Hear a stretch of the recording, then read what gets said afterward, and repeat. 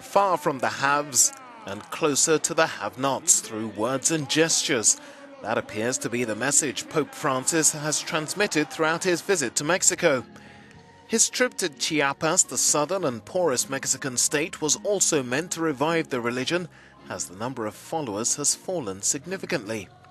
Mired in poverty and plagued by rising insecurity, the region has fallen far behind other parts of the country economically.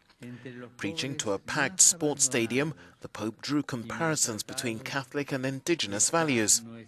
The most abandoned and abused poor can be found in our oppressed land, he said. We cannot ignore this anymore in front of one of the greatest environmental crises in history. In this, he added, you have a lot to teach us.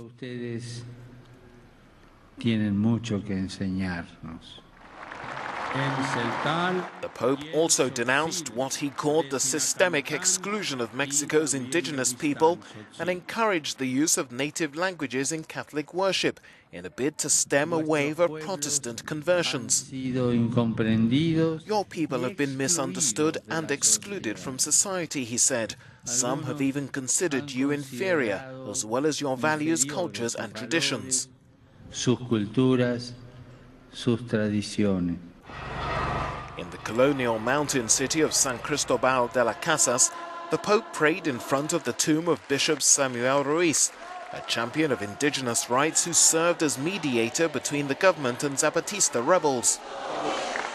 But Francis didn't only address the poor, he also took a message to the country's rich and corrupt elite to lament the fact that some 26,000 people are missing and more than 100,000 others have been killed over the last decade in drug-related violence.